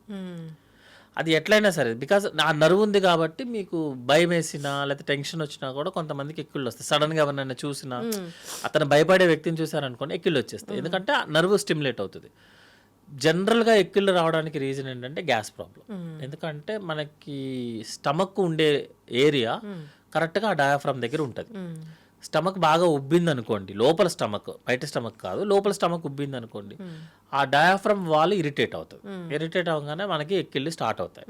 అందుకని వాటర్ ఎక్కువ తాగు అంటే మీనింగ్ ఏంటంటే లోపల ఉన్న ఎసిడిటీని ఏమన్నా తగ్గించడం కుదురుద్దని. మీరు ఎన్ని వాటర్ తాగినా ఎక్కిళ్ళు తగ్గే టైంలోనే తగ్గుతాయి. అవును, తగ్గే టైంలోనే తగ్గుతాయి. కొంతమంది ఏంటంటే చాలా ఎక్కువ ఎక్కిళ్ళు వచ్చినప్పుడు మేము ఎస్డిటి ట్రీట్మెంట్ అంటే ఇస్తాము, గ్యాస్ టాబ్లెట్స్, నెక్స్ట్ అంటే సిరప్ ఇచ్చి ఆ యాసిడ్ లెవెల్స్ని తగ్గిస్తాం అన్నమాట. అప్పుడు లోపల ఉన్న స్టమక్ తగ్గిపోయి ఎక్కిళ్ళు ఆగుతాయి. కొంతమందికి టాబ్లెట్స్ కూడా పెడతాం, ఎందుకంటే రెస్పిరేషన్ అది నరుని స్టిమ్యులేషన్స్ తగ్గించడానికి టాబ్లెట్స్ ఇస్తాము. కొన్నిసార్లు ఏమవుతుందంటే ఆ ఏరియాలో ఏదన్నా వేరే ప్రాబ్లమ్స్ అనమాట, లైక్ వాటర్ ఎక్కువ ఉండటం వల్ల, ఇన్ఫెక్షన్ ఎక్కువ ఉండటం వల్ల కూడా ఎక్కిళ్ళు వస్తాయి. సో ఎక్కిళ్ళు అనేది భయపడుతున్న దగ్గర నుంచి క్యాన్సర్ వరకు ఏ కారణం వల్ల జరగచ్చు. కామన్ మాత్రం గ్యాస్ ప్రాబ్లం. కొంతమందికి అయితే మీరు బిలీవ్ చేయరు, 1 వీక్ వరకు కూడా ఎక్కిళ్ళు ఉంటాయి. మీరు ఈ ప్రపంచంలో అన్ని టెస్టులు, అన్ని మెడిసిన్స్ యూస్ చేసినా తగ్గు. 1 ఫైన్ మార్నింగ్ ఏదో కరెంట్ షాక్ కట్టినట్టు తగ్గిపోతుంది. అదేంటంటే జనరల్గా ఎక్సర్సైజ్ కూడా చేయమని చెప్తాం మేడం, వాల్యూసాలో మ్యానోర్ అని చెప్తారనమాట. సో ఇప్పుడు మీకు ఏమైంది, ఆ ఏదైతే లేయర్ ఉందో, డయాఫ్రైమ్ ఉందో, అది ఇరిటేట్ అవడం వల్ల వచ్చింది కదా. సో దానికి ఎక్సర్సైజ్ అనమాట. ఏంటంటే ముక్కు నోరు మూసుకొని గట్టిగా బ్లో చేయాలి. చేస్తే ఏంటంటే ఆ వాల్ కింద పడి మనకి ఎక్కిళ్ళు తగ్గుతాయి. అది మెకానిజం కొన్ని చాలా ఉంటాయి, బట్ అది ఎందుకు వస్తుందో తెలియదు, ఎందుకు పోతుందో తెలియదు. సో భయపడాల్సిన పని అయితే లేదు, వెక్కిళ్ళకి భయపడాల్సిన అవసరం లేదు madam. But it's very irritating problem యాక్చువల్గా. ఎందుకంటే వెక్కిళ్ళు వస్తూ ఉంటాయి, మనోడు గ్యాస్ తీసేసుకుంటాడు, లోపలికి ఎయిర్ లోపలికి వెళ్ళిపోతూ ఉంటుంది, దానివల్ల మళ్ళీ పొట్ట ఉబ్బుతుంది, మళ్ళీ వెక్కిళ్ళు వస్తాయి. అది కొంచెం నీళ్ళు బాగానే తాగుతాము. జనరల్గా కొంచెం కోల్డ్ వాటరు, ఐస్ క్రీమ్ ఎక్కువ తీసుకున్నప్పుడు వెక్కిళ్ళు కొంచెం తగ్గుతాయి. కానీ ఎందుకు వస్తాయో తెలియనప్పుడు ఏది వాడితే తగ్గుద్ది అనేది చెప్పడం కూడా రాంగ్ యాక్చువల్గా. జనరల్గా ఎసిడిటీ ట్రీట్మెంట్ ఇస్తే తగ్గుతాయి యాక్చువల్గా. ఈ గట్ హెల్త్ పాడు చేయడానికి మెయిన్ కారణం ఫుడ్స్ ఇవి కాదు. అయితే ఫుడ్ మెటీరియల్ కాదు మేడం యాక్చువల్గా, అంటే వెజ్ కాదు, నాన్ వెజ్ కాదు, ఫుడ్ మెటీరియల్ కాదు. ఫుడ్లో వాడే ఎక్స్ట్రా ఐటమ్స్, సాల్ట్, పెప్పర్, తర్వాత ఏంటంటే ఆయిల్, ఇవే మెయిన్. అదే టైంలో స్ట్రెస్, స్లీప్ లేకపోవడం. మీరు చెప్పినట్లు లక్షణాలన్నీ చూసుకున్నారు, కానీ గట్ హెల్త్ బాగాలేదని తెలిస్తే ప్రోబయోటిక్, ప్రీబయోటిక్స్ ఇట్లాంటివి ఉంటాయి కదా, ఏం తీసుకోవాలి అసలు? జనరల్గా మనకి ఇండైజెషన్ ప్రాబ్లం వచ్చినప్పుడు ఫస్ట్ ఎసిడిటీ ట్రీట్మెంట్ తీసుకోమని చెప్తాం మనం. గట్ హెల్త్ అనేది మంచి name, it's very good name actually, చాలా పాపులర్ నేమ్. ఎందుకంటే గట్ అనేది మనకి సెకండ్ బ్రెయిన్ కింద లెక్క. బ్రెయిన్లో కన్నా ఎక్కువగా నర్వ్ సప్లై, నర్వ్ బ్రెయిన్ని గట్లో ఉన్నటువంటి నరాలన్నింటినీ కలిసి మనం ఒక ముద్దలా చేస్తే గట్లోనే ఎక్కువ నరాలు ఉంటాయి యాక్చువల్గా. సో ఇట్స్ సెకండ్ బ్రెయిన్ కింద. మనకు కూడా ఒక హార్ట్ ఉంటుంది, కాల్లో కూడా ఇంకో హార్ట్ ఉంటుంది. So cough muscle is a heart యాక్చువల్గా, అందుకే కాఫ్ మజిల్ ఎక్సర్సైజ్ చేయమని చెప్తారు రోజు అనమాట. సో గట్లో ఏంటంటే మనకి మేడం లోపల ఉన్న లేయర్కి బ్లడ్ సప్లై కానీ ఫుడ్ మెటీరియల్ కానీ లోపల ఉన్న బ్యాక్టీరియా ఫుడ్ని డైజెస్ట్ చేస్తుంది యాక్చువల్గా. ఎందుకంటే స్మాల్ ఇంటెస్టైన్ ఒక 200 మీటర్స్ దాటిన తర్వాత 200 సెంటీమీటర్స్ దాటిన తర్వాత మన జ్యూసెస్ ఏమి ఉండవు, జస్ట్ బ్యాక్టీరియా డైజెస్ట్ చేస్తుంది అనమాట. అది గుడ్ బ్యాక్టీరియా యాక్చువల్గా. మనకి ఏదన్నా బయట ఇన్ఫెక్షన్ వచ్చినా లేకపోతే డయేరియా లేకపోతే బయట వాటర్ ఎక్కువ తాగినా బ్యాడ్ బ్యాక్టీరియా కూడా ఉంటుంది. Good bacteria bad bacteria proportion మారిపోతుంది. మారంగానే మనకి లూజ్ మోషన్స్ వస్తాయి. అదే గట్టు పాడైపోయింది, కడుపు పాడైపోయింది అని చెప్పేది. సో గుడ్ బ్యాక్టీరియా ఉండాలి, బ్యాడ్ బ్యాక్టీరియా ఉండాలి. ప్రపోర్షన్ కొంచెం అటు ఇటు అయితే బ్యాడ్ బ్యాక్టీరియా ఎక్కువ పెరిగితే మనకి లూజ్ మోషన్స్ వస్తాయి. అట్లాగని నేను కూర్చొని రోజు గుడ్ బ్యాక్టీరియా వేస్తే ఉన్నది పాడైపోతుంది. ఎందుకంటే లోపల బ్యాడ్ కూడా కావాలి యాక్చువల్గా. రెండు సేమ్ ఉండాలి, గుడ్ కొంచెం పెద్దగా ఉండాలన్నమాట, ఎక్కువ ఉండాలి. మరి ట్రీట్మెంట్ అంటే ఏం చేసి ఇప్పుడు మనకి లూజ్ మోషన్స్ వచ్చాయి మేడం, మీరు గుడ్ బ్యాక్టీరియా యాంటీబయాటిక్స్ ఎన్ని వాడితే అంత డేంజర్ యాక్చువల్గా లూజ్ మోషన్స్లో. ఎందుకు లూజ్ మోషన్స్ అంటేనే బ్యాడ్ బ్యాక్టీరియా పెరగడం వల్ల, గుడ్ బ్యాక్టీరియా తగ్గడం వల్ల. నేను మళ్ళీ యాంటీబయాటిక్స్ ఇస్తాను, యాంటీబయాటిక్ ఏం బ్యాడ్ బ్యాక్టీరియా మీద పనిచేస్తాను రూల్ ఎక్కడ ఉందా? గుడ్డు దాన్ని కూడా చంపిస్తుంది. అందుకే మీరు ఏ లూజ్ మోషన్స్ చిన్నపిల్లలకి అయితే అసలు యాంటీబయాటిక్స్ యూజ్ చేయము, ఓన్లీ ప్రోబయాటిక్స్. పెద్దవాళ్ళకి కూడా మీరు చూస్తే యాంటీబయాటిక్తో పాటు గుడ్ బ్యాక్టీరియా కూడా రాస్తారు యాక్చువల్గా. ప్రోబయాటిక్ కంపల్సరీగా లేనిదే యాంటీబయాటిక్ పని ఉందన్నమాట. సో ఈ యాంటీబయాటిక్ వెళ్ళి బ్యాడ్ బ్యాక్టీరియాని చంపుతుంది, మనం గుడ్ బ్యాక్టీరియాని ఇంక్రీజ్ చేస్తాం. అప్పటికి మాత్రం అది కూడా మీరు చూడండి, లూజ్ మోషన్స్ వచ్చినప్పుడు ఎవడు కూడా ఒక రోజులో ఆగిపోయిందని చెప్పడు, మినిమం 3-4 రోజులు పడుతుంది. మరి గుడ్ బ్యాక్టీరియా ఇస్తున్నాను, యాంటీబయాటిక్స్ ఇస్తున్నాను, తగ్గాలిగా ఇమీడియట్గా. అంటే ఏంటంటే లోపల అంతా క్లీనింగ్ ప్రాసెస్ అయిపోయిన తర్వాత మాత్రమే తగ్గుతుంది. సో జనరల్గా ఇప్పుడు అందరూ అడిగే క్వశ్చన్ ఏంటంటే, నాకు గట్ హెల్త్ ఇంప్రూవ్ చేసుకోవాలి సార్, నెలకోసారి గుడ్ బ్యాక్టీరియా వేసేయమంటారా అంటాడు, ఏదో షాప్లో దొరికినట్టు. దొరుకుతున్నాయిగా ప్రోబయోటిక్స్. మనకి బ్యాక్టీరియా కానీ వైరస్ కానీ ఎవ్రీ 6 monthsకి ఒకసారి చేంజ్ అవుతూ ఉంటుంది మేడం. స్ట్రెయిన్ 1, 2, 3 స్ట్రెయిన్స్ చేంజ్ అవుతాయి. మీకు good bacteria bad bacteria problem ఎప్పుడు వస్తుంది అంటే, మీకు మోషన్ సరిగ్గా అవ్వకపోతే. When your motion is normal, your gut is good. మీరు కనుక బ్యాడ్ గట్ ఉందనుకోండి, మీ మోషన్ నార్మల్ అయ్యే ఛాన్సే లేదు. డయాబెటిక్స్లో అసలు గట్ హెల్త్ ఉండదా? డయాబెటిక్లో ఏంటంటే మూమెంట్ ప్రాబ్లం వస్తుంది మరి. డయాబెటిక్ పేషెంట్స్ అందరికీ కూడా నర్వ్స్కి బ్లడ్ సర్క్యులేషన్స్కి డయాబెటీస్ వస్తుంది. వాటికి కూడా మూమెంట్ తగ్గుతుంది. సో బవల్ మూమెంట్ తగ్గిపోతుంది, వాడికి మూమెంట్ ప్రాబ్లం, అంతేగాని మోషన్ ప్రాబ్లం కాదు అది. సో మూమెంట్ ప్రాబ్లం వచ్చినప్పుడు అతని కాలు నడవడం కూడా తగ్గుతుంది కదా, సెన్సేషన్ తగ్గుతుంది. అందుకని అతన్ని మనం ఫైబర్ పౌడర్స్ కానీ లాక్సేటివ్స్ అంటే మోషన్ సిరప్ కానీ యూజ్ చేసుకోమంటాం. గుడ్ బ్యాక్టీరియా ఎక్కువ రోజులు వాడితే కాన్స్టిపేషన్ వస్తుంది పేషెంట్కి. అందుకే మన ప్రోబయాటిక్స్ కనుక 1 week కన్నా ఎక్కువ వాడితే you will get constipation. Natural probiotic అంటే చద్దన్నం నిజంగా అంత మిరాకిల్ చేస్తుందా? న్యాచురల్ ప్రోబయాటిక్ అంటే చద్దన్నం కన్నా పెరుగు మజ్జిగ మేడం. అందులో చద్దన్నమా అది మీ ప్రోడక్ట్ మీ ఇష్టం. దాంట్లో రైస్ ఏమి రాత్రి రైస్ని పొద్దున్నే కూర్చోబెట్టుకొని అంటే వన్స్ అపాన్ ఎ టైమ్ మనము సారీ టు సే ఒక లడ్డు ఉంది, ఫేమస్ లడ్డు, ఇంతకుముందు 10 days ఉండేది మేడం బయట పెడితే. ఇప్పుడు ఉంటుందా? ఉండదు కదా. సో చద్దన్నం అంటే ఇప్పుడున్న సిచ్యువేషన్లో అన్నం ఇంపార్టెంట్ కాదు యాక్చువల్గా, పెరుగు మజ్జిగ ఇంపార్టెంట్. నా వైపు నుంచి అయితే పెరుగు మజ్జిగ. ఎందుకంటే అన్నం మనం పెట్టిన వెంటనే నెక్స్ట్ రోజు మార్నింగ్కే పాడవుతుంది మేడం. సార్ అది అనేది అంత సేఫ్ అని నేను అనుకోవట్లేదు. బట్ ఏంటంటే it's personal experience madam actually. అంటే తినే అతను హ్యాపీగా ఉన్నాడు అనుకోండి, మేబీ అతని బాడీకి సెట్ అయిందేమో, మన బాడీకి సెట్ అవ్వకపోతే కష్టం అవుతుంది కదా. కానీ పెరుగు మజ్జిగ అనేది safe, that is all time proven. ఈరోజు ప్రూవెన్ అయింది కాదు యాక్చువల్గా. పెరుగు మజ్జిగ అనేది గట్ హెల్త్ కానీ ఇంపార్టెంట్, అందులోనే బ్యాక్టీరియా ఉంటుందని అందరికీ తెలిసింది, దట్స్ ప్రూవెన్. బట్ పెరుగు మజ్జిగ తినడం అనేది పాష్ కాదు, ప్రోబయాటిక్ టాబ్లెట్స్ వేసుకోవడం అనేది posh. Like dieting, I'm doing dieting and intermittent fasting. పెరుగా దీంట్లో ఇంత ప్రోటీన్ ఉంటుంది అసలు. పెరుగులో ప్రోటీన్ ఉంటుంది, పెరుగులో ప్రోటీన్ ఉంటుంది, అది తినము. కానీ నాన్ వెజ్ అంటే ఒక పీస్ 1 chicken piece లైక్ 110 ఎంత బాగుంటుందో. అవును మేడం, అంత బాగుంటుంది. కానీ బట్ న్యాచురల్ ప్రొడక్ట్స్ ఎందుకు అంటే మన ఇంట్లో జరిగే ఫుడ్ మనం చాలా రోజులు తీసుకోవడానికి ఉంటుంది. మనం సపరేట్గా ఒకటి ప్రిపేర్ చేసేది మనం ఎప్పుడు చేయలేం. మీరు సపోజ్ ఒక గేటెడ్ కమ్యూనిటీలోనో అక్కడ ఉన్నాను అనుకుందాం, రోజు వాకింగ్ చేయడం అనేది మీకు చాలా ఈజీ. జిమ్కి వెళ్ళడం కూడా ఓకే మేనేజబుల్.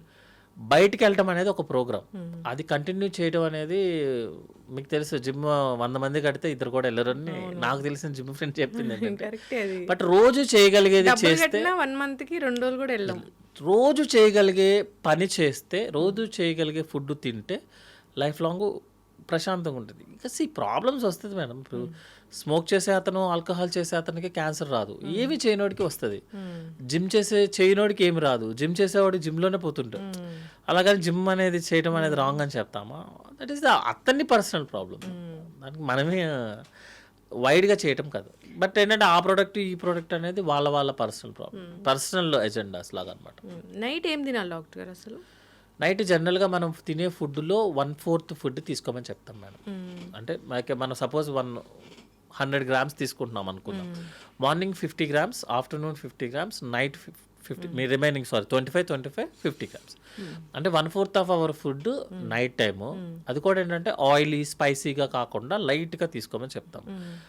నా వైపు నుంచి మాత్రం అంటే నేనంటే లైక్ సర్జన్స్ పర్స్పెక్టివ్లో ఏంటి అంటే food is not important actual. అందరూ యాడ్ చేసే స్పైసెస్ ఇంపార్టెంట్. నెక్స్ట్ ఏంటంటే ఫుడ్కి మీరు పడుకునే దానికి మినిమం 2 hours అన్న గ్యాప్ పెట్టుకోమని చెప్తాం. ఎందుకంటే డైజెషన్ ప్రాసెస్ అవ్వాలి కదా. సో గ్యాప్ పెట్టుకోమని చెప్తాము. ఒకవేళ ఎవరికైనా ఎసిడిటీ ఎక్కువ ఉంది అంటే చాలామంది మిల్క్ తాగుతారు నైట్ టైం. అలాంటి మిల్క్, డ్రై ఫ్రూట్స్ తినడాలు, స్వీట్స్ తినడాలు, అన్నం తినగానే మిల్క్ తాగితే మంచిది అంటారు కదా డాక్టర్? మిల్క్ ఇండియన్ సెటప్లో మేడం 20% to 25% ఐ థింక్. మీ ఏజ్ 25 years దాటిన తర్వాత మిల్క్ అరగదు. అవునా? ఎసిడిటీ ప్రాబ్లం ఉన్న వాళ్ళకి life style modification, sleep, stress ఇవి ఎంత ఇంపార్టెంట్, లేకుండా ఉండటం ఇంపార్టెంట్. ఒక్క ఫుడ్ ఐటమ్ వల్ల మాత్రమే ఎసిడిటీ వస్తుందని proven. That is milk, plain milk అనమాట. అంతే తప్పించి కాఫీ, టీ కాదు. మనం ఏదైనా మిల్క్ ఆపరా బాబు అంటే మిల్క్ సంబంధించిన ప్రతి ప్రోడక్ట్ ఆపేస్తాం యాక్చువల్గా. అది కాదు, మిల్క్ ఒకటే ప్రూవెన్. సో 25% పీపుల్కి మోర్ దాన్ 25 years దాటిన తర్వాత జనరల్గా మిల్క్ అరగదు. సో వాళ్ళని మనం మిల్క్ ఆపమనే చెప్తాం. సో జనరల్గా అందులో ఉన్న కాల్షియం కన్నా మనకి మామూలుగా నాన్ వెజ్లోనే ఎక్కువ కాల్షియం వస్తుంది. సో ఏదో నిద్ర కోసం కొంతమంది తాగుతారు యాక్చువల్గా. అది తాగకపోతే వాళ్ళకి ఇబ్బంది వస్తుంది. మీకు ఇబ్బంది అనిపిస్తే మాత్రం తాగండి, స్పెసిఫిక్గా మాత్రం నో. ఎస్. అయితే డాక్టర్ గారు ఇప్పుడు నైట్ పూట మీరు అన్నీ చెప్పారు, ఇవన్నీ ఏం తినకూడదులేని, పెరుగన్నం తినొచ్చా అంటే పెరుగు తినొద్దు అంటారుగా? నైట్ పెరుగు తింటే గురక వస్తుంది. నైట్ అంటే గురక అనేది యాక్చువల్గా ఎయిర్ లోపలికి వెళ్ళే సిస్టమ్ యొక్క ప్రాబ్లం మేడం. లేకపోతే ముక్కు నుంచి లోపల వరకు వెళ్ళే ప్రాబ్లం. అది ఒక ఫుడ్తో వచ్చేదానికి కాదు యాక్చువల్గా. సో నైట్ పెరుగు తినొద్దు అని అంటే సపోజ్ మీరు తిన్నప్పుడు మీకు ఇండైజెషన్ లాగా అనిపించింది అనుకోండి, దాన్ని అవాయిడ్ చేస్తాం తప్ప పెరుగుకి గురకకి సంబంధం లేదు. గురక అనేది మనం ఎయిర్ స్ట్రీమ్ లైన్లో వెళ్తే గురక రాదు. ఎయిర్ స్ట్రీమ్ లైన్లో వెళ్ళకుండా మధ్యలో ఏదైనా సైనస్ ప్రాబ్లమో, లేకపోతే టాన్సిల్స్ పెరిగాయో, ఎడినాయిడ్స్ పెరిగాయో, లేకపోతే బ్యాక్ సైడ్ ఉన్న వాల్ కనుక ఎక్కువ మూవ్మెంట్ వచ్చేస్తుంది అనుకోండి, లేకపోతే పేపర్ మూవ్ అయినట్టు మూవ్ అయిపోతే గురక వస్తుంది. గురకకి పెరుగుకి ఎట్లా అంటే మచ్చేస్తే జాండీస్ తగ్గినట్టు, మందేస్తే పాము కాటు తగ్గినట్టే ఉంటుంది. అంటే ఎవిడెన్స్ ఉండదు మేడం యాక్చువల్లీ. ఇవన్నీ ఏంటంటే పర్సనల్ ఎక్స్పీరియన్సెస్. ఇప్పుడు మీరు అన్నట్లుగా గట్ హెల్త్ బాగుందో లేదో చూసుకోవాలి. ఎప్పుడైనా గట్ హెల్త్ బాగుందో అనేది టెస్ట్లు ఏమి ఉండదు, మన మోషన్ బాగా వస్తే బాగున్నట్లే. ఎప్పుడైనా పొట్ట కోసం టెస్ట్ వెళ్ళాలా డాక్టర్ గారు? జనరల్గా సిమ్టమ్స్ వస్తేనే చేయమని చెప్తాము. మోర్ దాన్ 50 years ఏజ్ ఉన్న వాళ్ళకి రెగ్యులర్గా ఒక 1 yearకో 2 yearsకో ఒకసారి just normal abdominal scan. Next ఏంటంటే వాళ్ళకి ఏదైనా డయాబెటిక్ కానీ, హైపర్ టెన్షన్ కానీ, రిస్క్ ఫ్యాక్టర్స్, స్మోకింగ్, ఆల్కహాల్ ఉన్నాయి అనుకోండి, basic general health checkup like మనకి బ్లడ్ పర్సంటేజ్ ఎంత ఉందో, సిబిపి, కిడ్నీలు బాగున్నాయా లేదా, సీరం క్రియాటినిన్, లివర్ బాగా చేస్తుందా లేదా, LFT test, liver function test, ఒక స్కాన్. నెక్స్ట్ ఫీమేల్ అయితే ఒక ఎగ్జామినేషన్ విత్ ప్యాప్స్ మీరు. నెక్స్ట్ ఏంటంటే బ్రెస్ట్ ఎగ్జామినేషన్ సరిపోతుంది యాక్చువల్గా. దానికోసం మళ్ళీ స్కాన్లు చేయించి రేడియేషన్స్ చేసుకోవాల్సిన అవసరం లేదు.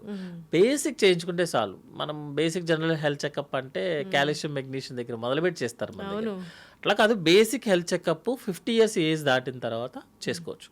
ముందు వేస్ట్ మేడం. ముందు పెద్ద వారికి కంప్లైంట్ ఉంటే తప్ప ముందు అంటే రికమెండెడ్ కాదు యాక్చువల్గా. ఇప్పుడు మనం చేసుకోండి అనగానే 20 years నుంచి 50 years వాళ్ళకి చేసుకోవడం మొదలు పెడితే చాలా ఫైనాన్షియల్ చేసుకోవాల్సి వస్తుంది కదా డాక్టర్ గారు. 25 years ఆఫ్ ఏజ్లోనే హార్ట్ అటాక్ సిమ్టమ్ లేకుండా వచ్చి చనిపోయే వాళ్ళని చూస్తున్నాం. మరి అది అతను వాకింగ్ చేసేటప్పుడు యాక్టివిటీ చేసేటప్పుడు తను ఐడెంటిఫై చేసుకోవాల్సిన ప్రాబ్లం. అలాంటి వాళ్ళు 1,00,000 మందిలో ఒకళ్ళు, 10 లక్షల మందిలో ఒకళ్ళు ఉంటారు. అలా ఆ ఒక్క పర్సన్ కోసం మనం 1,00,000 మందికి 2D ఎక్కువ కొట్టామనుకోండి మేడం, అవును, కరెక్ట్. క్రోర్స్ ఆఫ్ రూపీస్ కదా. మనకున్న దాంట్లో సోషియో ఎకనామికల్ కండిషన్లో కష్టము. మీరు చెక్ చేయించుకుంటారు, లోపల ఏదో ఒకటి. ప్రపంచంలో ఎవరు నార్మల్ ఉండదు, ఎవరి హార్ట్ నార్మల్ ఉండదు. నేను హార్ట్ చెక్ చేయించుకున్నా కూడా వాళ్ళలో కొంచెం వీక్నెస్ ఉందని వస్తుంది, అది పట్టుకొని నేను ప్రపంచం అంతా తిరిగి వచ్చేస్తాను. అట్లా కాకుండా ఏంటంటే మీరు వెన్ కంపేర్ టు లాస్ట్ ఇయర్తో పోలిస్తే మీ యాక్టివిటీ తగ్గిందా ఈ ఇయర్? మీరు వాకింగ్ 1 కిలోమీటర్ చేయాల్సిన వాళ్ళు 1/2 కిలోమీటరే చేస్తున్నారా? ఆకలి తగ్గిందా? Complaint is important. ఒకవేళ ఏదన్నా మీకు డౌట్ అనిపించింది అనుకోండి, 6th సెన్స్ అంటారా 7th సెన్స్ అంటారా, అది డిఫరెంట్ స్టోరీ. అనిపించింది అనుకోండి, ఇమీడియట్గా టెస్ట్ చేయించుకోండి. బట్ మోనోపోలీగా ఎవ్రీ 20 years దాటిన వాళ్ళందరూ టెస్టులు చేయించుకోండి అంటే financially is not good, actually for health also not good. చక్కటి ఇన్ఫర్మేషన్ డాక్టర్, చాలా చక్కగా చెప్పారు. ఇబ్బంది అనిపిస్తుంది అంటే మనకు తెలుస్తుంది, ఏదైనా ప్రాబ్లం ఉంది లోపల అంటే మనకు ప్రీ సిమ్టమ్స్ అనేవి ఎంతో కొంత తెలుస్తాయి. సర్జరీ అయిపోయిన ఎంత మేజర్ సర్జరీ అయినా చేసిన పేషెంట్ని, ఎనీ సర్జన్ మీరు క్వశ్చన్ అడగండి, ఫస్ట్ పేషెంట్ అడిగే క్వశ్చన్ ఏంటి అని, ఎలా ఉంది అని అడుగుతారు. సార్ నాకు బాగుంది అంటే అది అబౌట్ టు డిశ్చార్జ్, ఇంకా పెద్ద ప్రాబ్లం లేదు. సార్ నిన్నటితో పోలిస్తే ఈరోజు నాకు ఎక్కడో ఇబ్బంది ఉంది అన్నాడు అనుకోండి, అంటే లోపల ఏదో సినిమా అవుతుంది. సో ఎనీ డాక్టర్ ఒక్కటే క్వశ్చన్ అడుగుతారు, నీకు ఎలా ఉంది అని అడుగుతారు. నెక్స్ట్ క్వశ్చన్, నిన్నటితో పోలిస్తే నీకు మంచిగా అనిపిస్తుందా, లేకపోతే నిన్న పెయిన్తో పోలిస్తే ఈ రోజు నీకు మంచిగా అనిపిస్తుంది. ఎందుకంటే మనం కంపారిజన్ ఎప్పుడు కంపారిజన్లే. ముందు రోజుతో పోలిస్తే మీరు ఈ రోజు ఎలా ఉన్నారు, అది సర్జరీ అయిన పేషెంట్. మామూలు పేషెంట్ కూడా అంతే, లాస్ట్ వీక్తో పోలిస్తే నువ్వు ఎలా ఉన్నావు, యువర్ నాట్ హ్యాపీ కదా. యువర్ నాట్ హ్యాపీ అంటే మెంటల్లీ కాదు, ఫిజికల్లీ యువర్ నాట్. ఏదో తేడా కొడుతుంది అనుకోండి, ఆ తేడా కొడుతుందన్న దాన్ని వేరే దాంట్లోకి పెట్టుకోకూడదు. నేను ఏదో తిన్నాను లేరా అందుకే అలా అయ్యింది, నేను 4-5 సార్లు ట్రావెల్ చేశాను లేరా, అట్లా వద్దు. ఏదన్నా డౌట్ అనిపించినప్పుడు కన్సర్న్ స్పెషలిస్ట్ దగ్గరికి వెళ్ళటం, ఒకసారి చూపించుకోవడం, ఏమీ లేదు. బేసిక్ టెస్ట్, ఊరికే ఎక్కువ టెస్టులు చేయించుకోవడం కూడా కరెక్ట్ కాదు. పానిక్ అటాక్స్ ఎక్కువైపోతుంది అనమాట. ఇప్పుడు మేము జనరల్గా లివర్ స్కాన్ చేశారనుకోండి, అల్ట్రాసౌండ్ సరిపోతుంది. సిటీ స్కాన్ చేపిస్తే లోపల ఏదో ఒకటి కనిపించింది కదా అని, అది ఏమీ లేకపోయినా దాని చుట్టూ తిరిగే వాళ్ళు చాలా మంది ఉంటారు. సో ముందు అదేదో అంటారు కదా, ముందు నీ మాట నువ్వు విను ఫస్ట్, నీ మైండ్ మాట నువ్వు విను ఫస్ట్, దాన్ని బట్టి early alert, than lakhs of investigations. చక్కగా చెప్పారు డాక్టర్ గారు, చాలా చక్కటి మాటలు, ధైర్యాన్ని ఇచ్చాయి అనుకోవాలి. అందరూ ఏం తినొద్దంటారు, తినమని చెప్పారు, ధైర్యంగా ఉండమని చెప్పారు. ప్రతిదానికి టెస్ట్ అవసరం లేదు, తెలుస్తుంది మనకి ఏది మనము నార్మల్గా తీసుకోవాలి, అబ్నార్మల్గా తీసుకోవాలనేది. నిన్నట్లాగా నేను ఈరోజు లేను అంటే డాక్టర్ దగ్గర ఖచ్చితంగా వెళ్ళాల్సిందే, అది మనకు అర్థమవుతుంటుంది. సో ఆయాసం వస్తుందంటే ఖచ్చితంగా డాక్టర్ దగ్గరికి వెళ్ళాల్సిందే. సో ఇవి మనం అవాయిడ్ చేయకూడదు థింగ్స్ అనేవి. సో ఖచ్చితంగా డాక్టర్ని సంప్రదించాలి, టెస్టులు చేయించుకోవాలి వాళ్ళు చెప్పినట్లు. మళ్ళీ ఇక్కడ కూడా ఉంటుంది, డాక్టర్ టెస్ట్ చేయించుకోమంటే అమ్మో నాకు డాక్టర్లు ఎందుకు ఇన్ని టెస్టులు రాస్తారు అనేది కూడా క్వశ్చన్ వస్తూ ఉంటుంది. అంటే మనకి కంప్లైంట్ ఎంత సివియర్గా ఉన్న దాన్ని బేస్ చేసుకొని రాస్తారు జనరల్గా. ఏదో ఒక 100 మందిలో ఒకటి కొంచెం అటు ఇటు ఉంటుంది, అలాగని మనం 99కి నెగ్లెక్ట్ చేసుకుంటే వెళ్ళలేము కదా. చాలా మంది పేషెంట్స్ ఇబ్బంది అవుతుంది. ఇప్పుడు రీసెంట్గా సార్ కూడా పెద్ద సార్ చెప్పారు, గ్యాస్ట్రోలో పెద్ద సార్ కూడా చెప్పారు, కంపేర్ టు జామకాయతో అవకాడలో నీకేం రాదంటారు. బట్ అవకాడో తినటం అట్లా కాదు, బేసిక్ మనకు లోకల్గా ఏదైతే అవైలబిలిటీ ఉంటుందో అది హ్యాపీగా తినచ్చు. ఎగ్జాటిక్ వెళ్ళాల్సిన పని లేదు. అది ఎగ్జాటిక్గా వెళ్ళే వాళ్ళు వెళ్తారు ఎప్పుడు, బట్ దాన్ని ఏమి పట్టుకొని అసలు లోకల్గా దొరికేదాన్ని, రెండు సేమ్ ప్రొడక్ట్స్ ఉంటాయి, ఒకళ్ళకి కొంచెం అటు ఇటు వాల్యూస్ ఎక్కువ ఉంటాయి. బట్ ఇది రెగ్యులర్, అది అబ్నార్మల్, అది చేయలేం మనం యాక్చువల్గా. చక్కటి ఇన్ఫర్మేషన్ డాక్టర్ గారు, ఫాలో అవ్వాలని కోరుకుందాం. గట్ హెల్త్, అందరి మైండ్లో ఈ గట్ హెల్త్ అనేది ఉంది, బాగుందా లేదా అనేది మీరు చెప్పారు 2-3 మాటలు, దాన్ని బట్టి వాళ్ళు ఫాలో అవ్వచ్చు. దానికోసం పెద్దగా టెస్టులు చేయించుకోవాల్సిన పని అయితే ఏం లేదు. బాగాలేదనిపించినప్పుడు డాక్టర్ దగ్గరికి వెళ్తే వాళ్ళే చెప్తారు ఎట్లా దాన్ని కరెక్ట్ చేసుకోవాలని. ఫాలో అవ్వాలని కోరుకుందాం డాక్టర్ గారు. 50 ఏళ్ళ తర్వాత టెస్టులు అవసరమైతే అందరూ ఖచ్చితంగా చేయించుకోవాల్సిందే. ఎస్, చక్కటి ఇన్ఫర్మేషన్ అండి, ధన్యవాదాలు.